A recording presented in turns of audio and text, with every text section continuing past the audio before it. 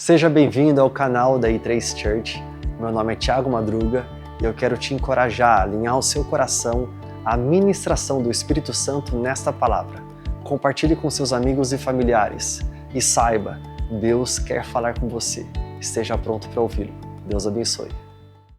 Nós estamos numa série de mensagens com o título Não Temas.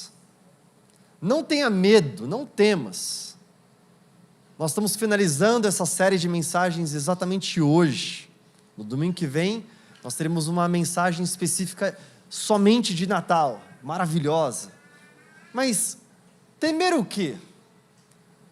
Nós temos passado hoje, talvez por muitos convites ao medo. Talvez você é grato, porque você passou pelo ano todo e falou assim: eu tive vários medos que eu enfrentei ao longo desse ano, mas eu estou vivo, estou aqui. São tantas coisas que nós temos o convite a temer, não é? Medo da economia, o que é que está acontecendo com a inflação, a taxa de juros? Será que eu vou conseguir, algum momento, comprar meu imóvel? Porque tudo está tão difícil, inflacionou, tudo ficou tudo tão mais caro. Medos relacionais, talvez você, nesse ano, tentou estabelecer relacionamentos de amizade, ou talvez você está procurando aquele homem de Deus para você, a mulher de Deus para você, mas teve traumas e gerou um medo relacional. Talvez é a direção do nosso país, onde é que nós estamos caminhando, o que está acontecendo com o governo, o que está acontecendo com a justiça. Talvez é o medo com relação à direção dos filhos. Como é que eu vou educar os meus filhos nesse tempo que está tão difícil? Será que eu vou ter sabedoria para direcioná-los a fazer isto ou aquilo? Será que eu vou ter palavras sábias para falar para eles? Talvez é o medo com relação à saúde. Será que minha saúde está boa? Será que tem alguma coisa que eu ainda não descobri? Será que aquilo que aconteceu com os meus pais, com a geração passada, vai acontecer comigo? Se a gente pudesse fazer uma pequena pesquisa aqui na igreja, qual o medo que você tem? Vamos lá. Alguém que tem um medo, você fala assim: eu não posso pensar nessa ideia. Eu tenho, de perder um ente querido. Eu não posso nem pensar na ideia, eu tenho medo disso. Bem, eu amo a mulher mais linda do mundo, nós estamos juntos há 25 anos. 25 nós celebramos agora. Eu sou o nerd do relacionamento que sabe os números certinho, ela não sabe. Eu contabilizo tudo. Dia 15 de novembro de 1999, nós começamos a namorar. E claro que eu fixei essa data e ela ficou fixada em mim, né? E eu falo assim: eu não posso perder ela.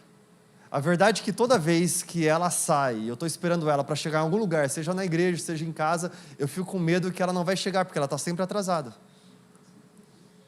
Alguém que tem um medo de... eu comecei o meu negócio, comecei a minha empresa, ou então eu estou gerindo ali as minhas finanças no trabalho, mas eu tenho medo de falir, eu tenho medo de ficar falido, eu tenho medo de quebrar.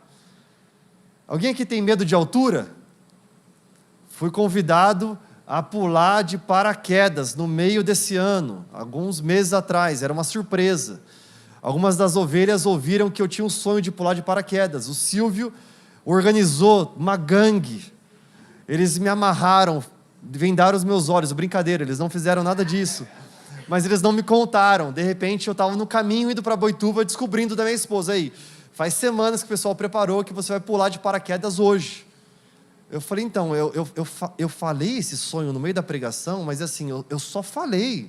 Uma coisa é você falar, outra coisa é você de fato querer. Aí eu não podia mais amarelar, então eu fui. Medo de voar, quem tem medo de voar? Alguém aqui tem medo de voar, de avião, de você ficar lá no alto? O pânico de ficar ali dentro.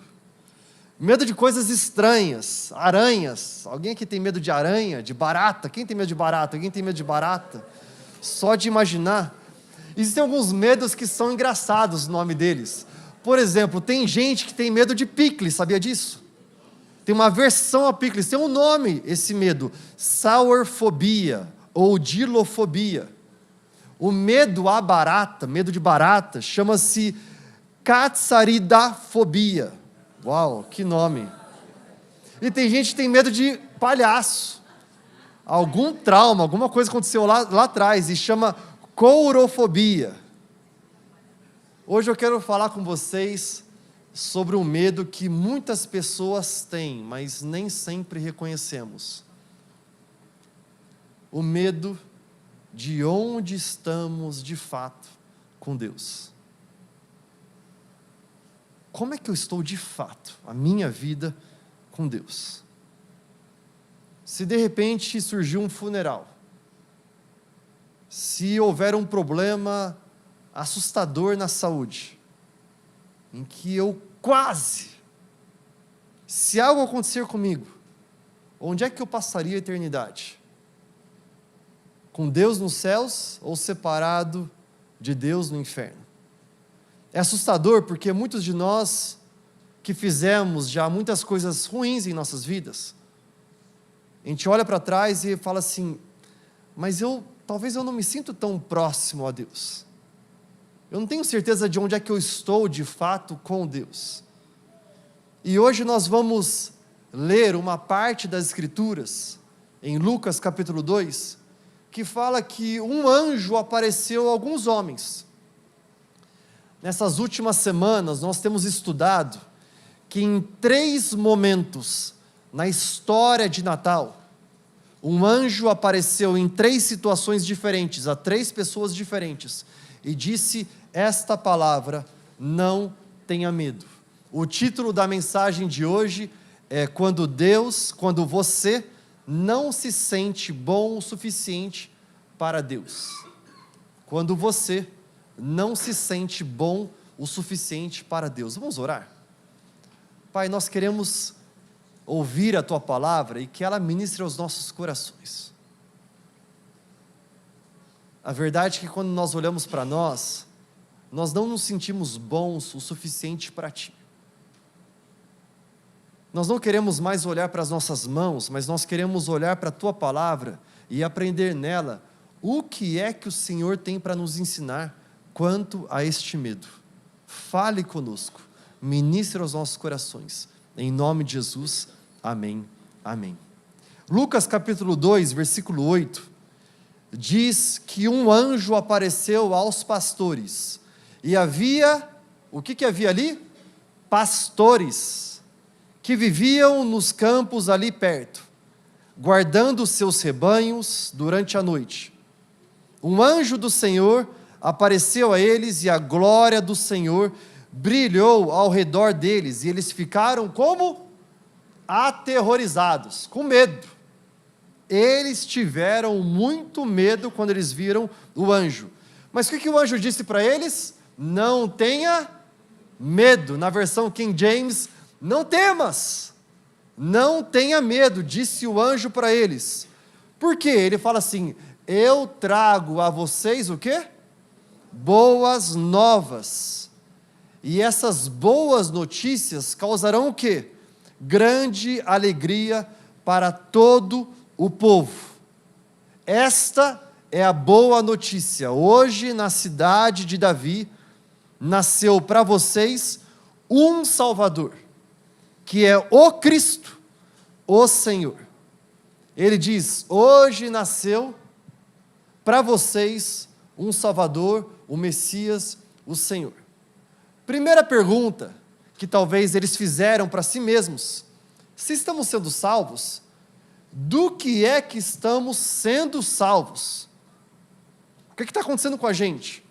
A verdade é que fazia muitos séculos que eles não ouviam a palavra de Deus. Por mais de 4 séculos e meio, o povo de Deus não ouvia nada acerca de Deus, por meio de algum profeta na terra. E aí, o anjo aparece a quem? Aos pastores. Pergunta, por que os pastores? Você pensaria que com certeza o anjo deveria aparecer a Maria, e ele apareceu, nós falamos sobre isso nas últimas semanas. O anjo deveria aparecer a José, e ele fez, nós falamos sobre isso nas últimas semanas.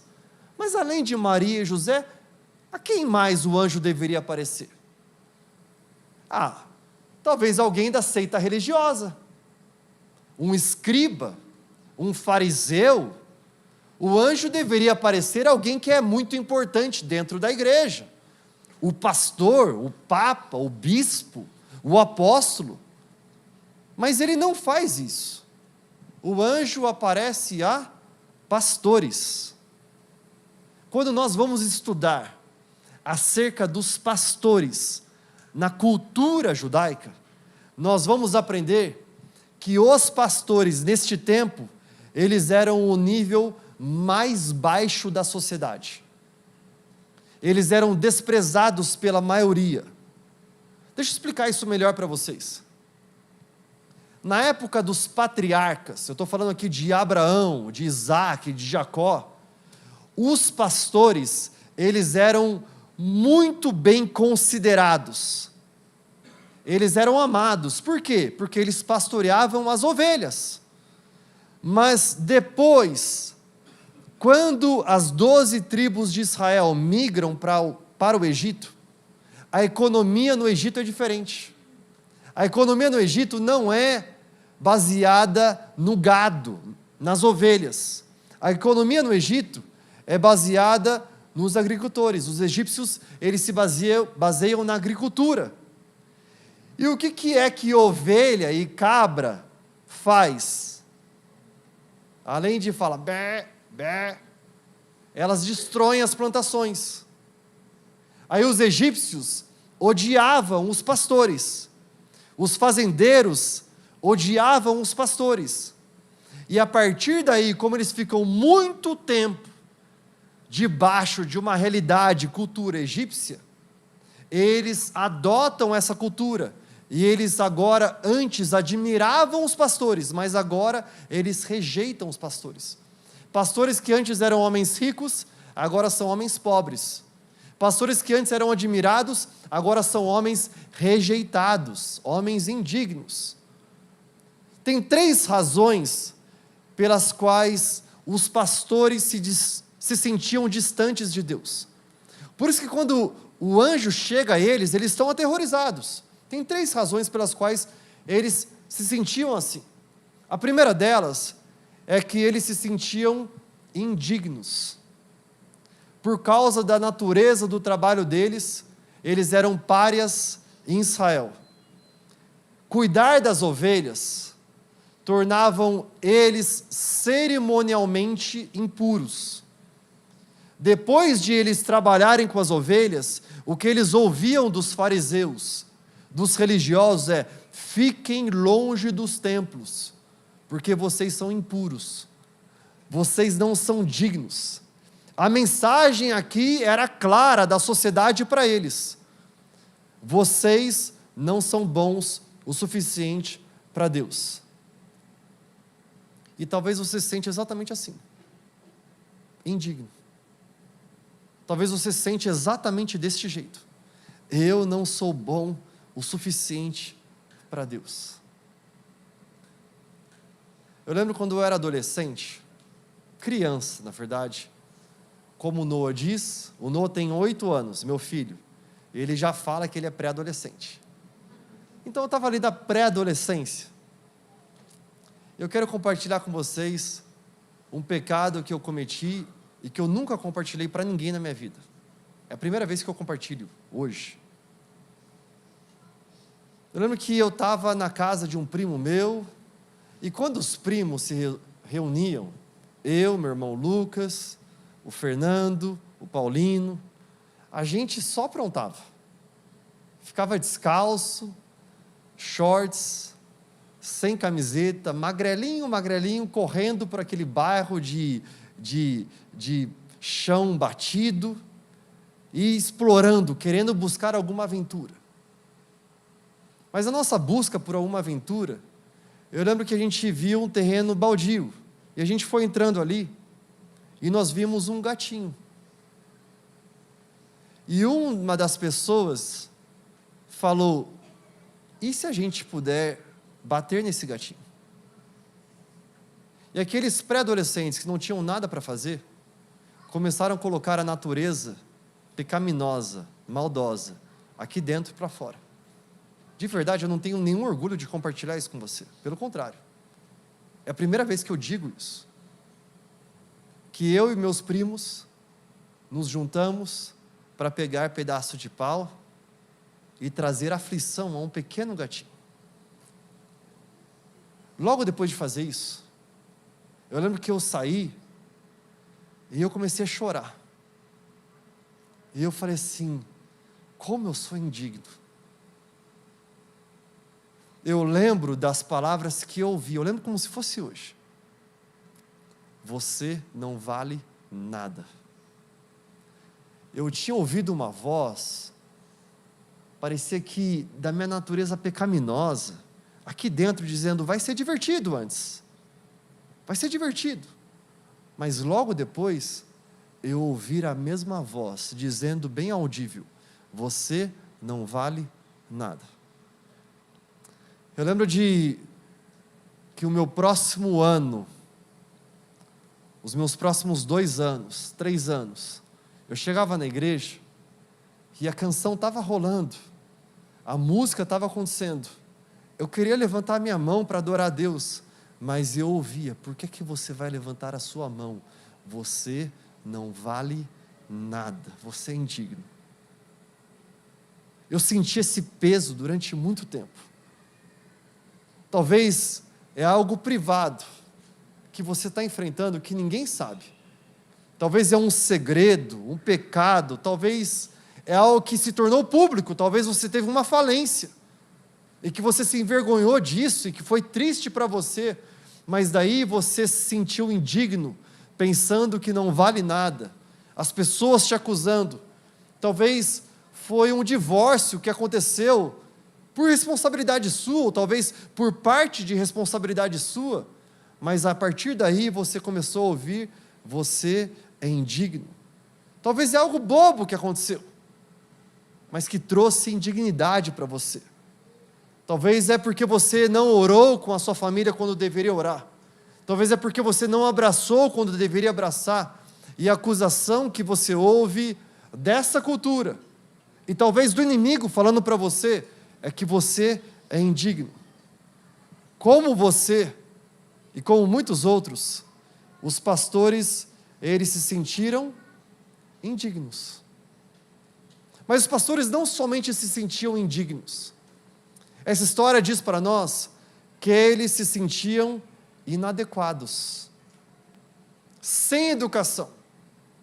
Já eram décadas e décadas e décadas que uma linhagem de pastores não tinha educação.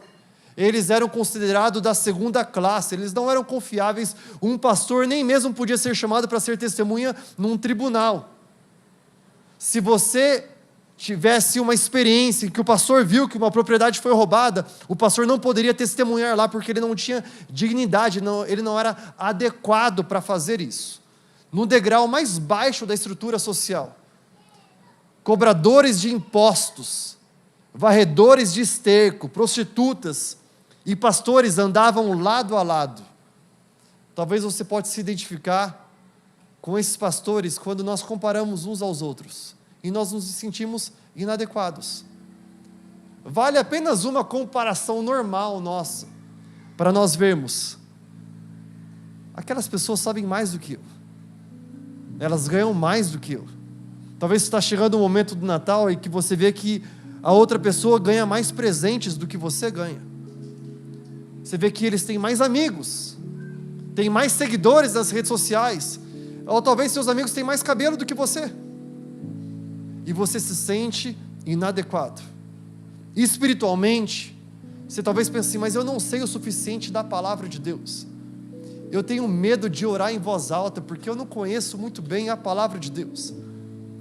Os pastores se sentiam indignos, eles se sentiam inadequados, mas algo mais, eles se sentiam não amados.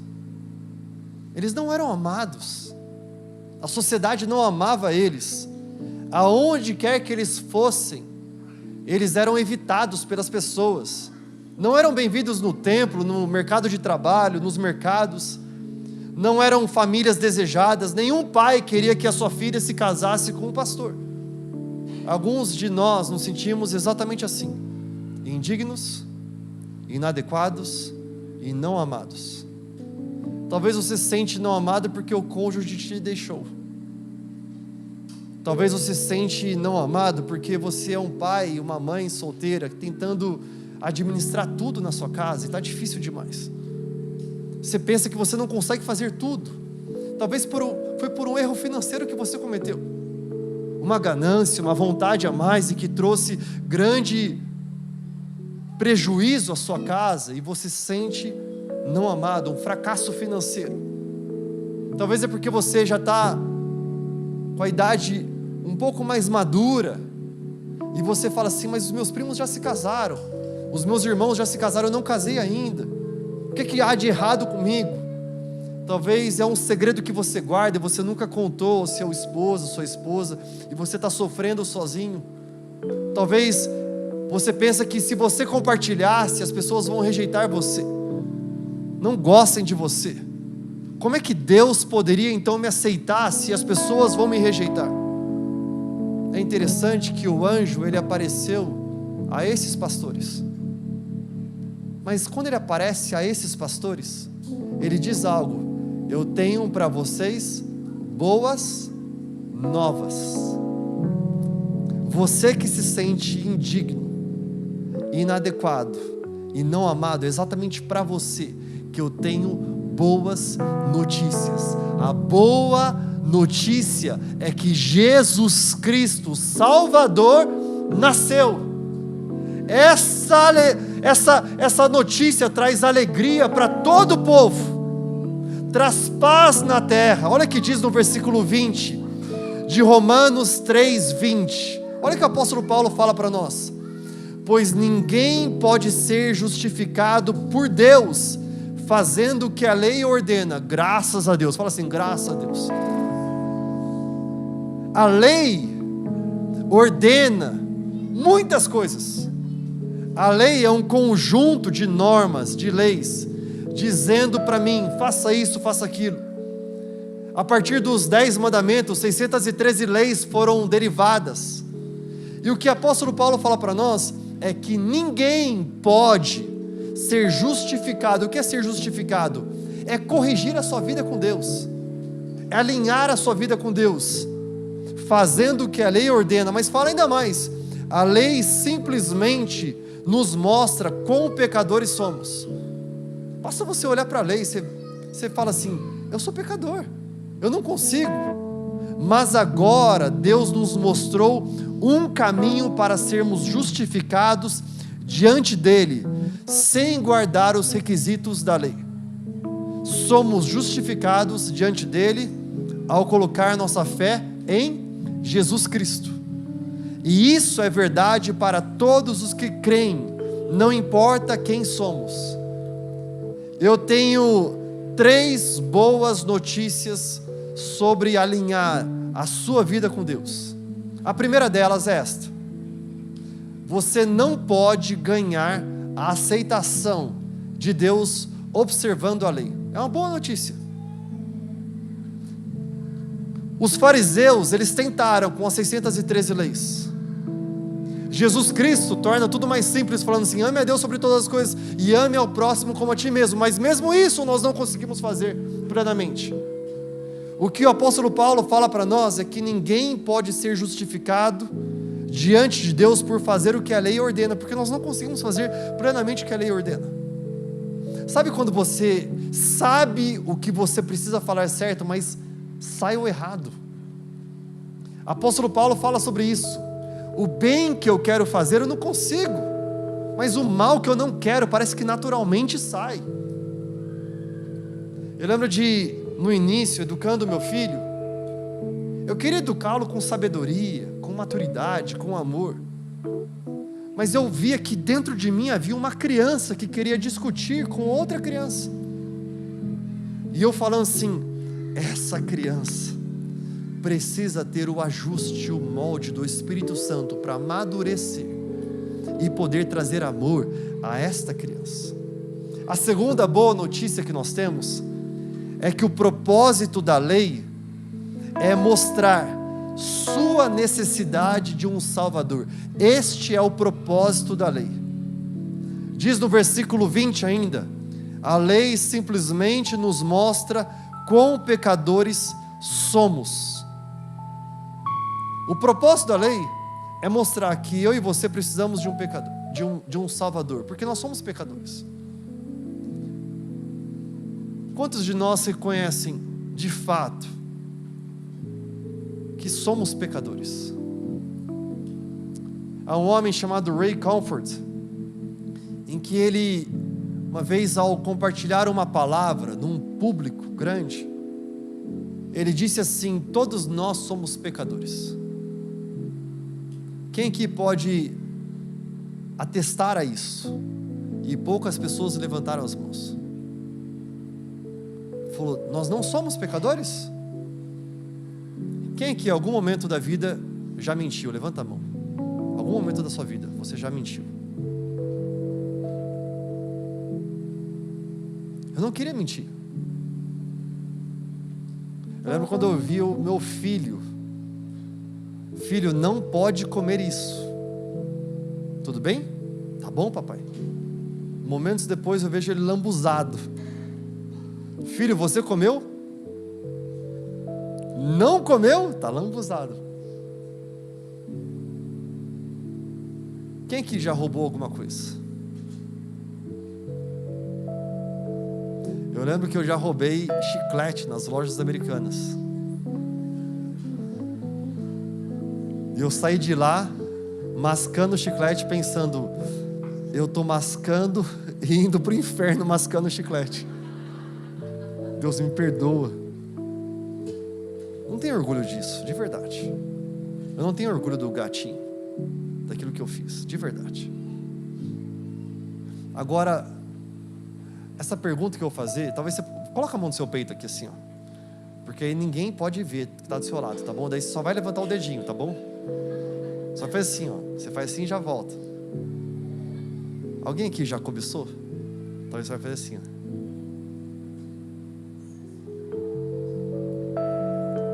Cobiçar aquilo que o outro tem, cobiçar a vida da outra pessoa, cobiçar o relacionamento, cobiçar a mulher, cobiçar o homem. A palavra de Deus diz para nós que é exatamente isso que nos torna pecadores. Se nós não vemos nós mesmos como pecadores, nós não temos a necessidade de um Salvador. Quando eu olho para mim mesmo, quando você olha para você mesmo, nós encontramos falhas, nós encontramos fracassos. Agora o que nós precisamos não é de uma religião. Nós não precisamos de uma lista de coisas apontando para nós o que fazer e o que não fazer. Essa semana eu estava com um casal num jantar super gostoso, super legal. Nós estamos falando sobre aquilo que Deus tem feito na vida deles ao longo desse ano. Eu estava lembrando que quando eles entregaram suas vidas para Jesus, eu não cheguei dias depois na casa deles com uma lista: vocês entregaram sua vida para Jesus, não é? Então a partir de agora está aqui a lista de como ser crente, o que é que você pode fazer, o que você não pode fazer. É interessante que se você se basear numa lista religiosa, você vai ter uma lista muito pequena do que você pode fazer e uma lista gigantesca do que não fazer. E Deus não nos chamou para isso. Nós não precisamos de uma religião, nós precisamos de um Salvador. Nós precisamos de Jesus, nós precisamos de Cristo em nossas vidas. A terceira boa notícia que eu tenho para dar para vocês é que nós somos justificados diante de Deus somente pela fé em Jesus. Pela fé em Jesus. Olha o que diz no versículo 22: somos justificados diante de Deus pela fé em Jesus Cristo. Isso é verdade para todos os que creem, não importa quem somos. Todos nós que cremos em Jesus, nós somos justificados pela fé nele. Jesus, ele nasceu de uma virgem, Ele veio ao mundo sem pecado e Ele carregou nossa indignidade. Ele se tornou indigno por nós. Jesus, aquele que era perfeito, santo, santo, Ele se tornou inadequado por nós. Jesus, aquele que era pleno, Ele não foi amado por causa de nós. Ele ouviu do povo dizendo: crucifica-o, mas solta Barrabás. E o que Ele disse para nós? Não tenha medo, não tenha medo, não tenha medo. O anjo disse aos pastores: não tenha medo, porque a melhor notícia, a história com a maior e melhor notícia do mundo acabou de nascer, nasceu o Salvador. O cristianismo é exatamente essas boas novas. O cristianismo não é religião. O cristianismo é relacionamento. Aprenda isso. O cristianismo não é religião, é relacionamento. A religião fala para mim e para você o que é que eu faço. O relacionamento diz o que é que Ele fez na cruz por nós. A religião fala que é tudo sobre mim, que eu preciso fazer para que Deus me ame, eu preciso orar para que Ele derrame, eu preciso ajoelhar para que aconteça isso, aquilo, aquilo outro. O relacionamento diz que é tudo sobre Ele, é aquilo que Ele fez na cruz por nós, é o seu sangue derramado por nós, é porque Ele veio ao mundo a nós, é que Ele entregou a nossa salvação e cura. A religião diz para nós esta palavra com 4 letras: faça, faça, faça isto para que você seja aceito, faça aquilo para que você seja digno, faça aquilo outro para que você seja adequado à religião dos homens. Mas o relacionamento, o cristianismo diz para nós que foi feito, Ele já fez. É por isso que Deus, Ele anunciou essa grande história, não é de um palácio, mas Ele veio, Ele nasceu numa manjedoura.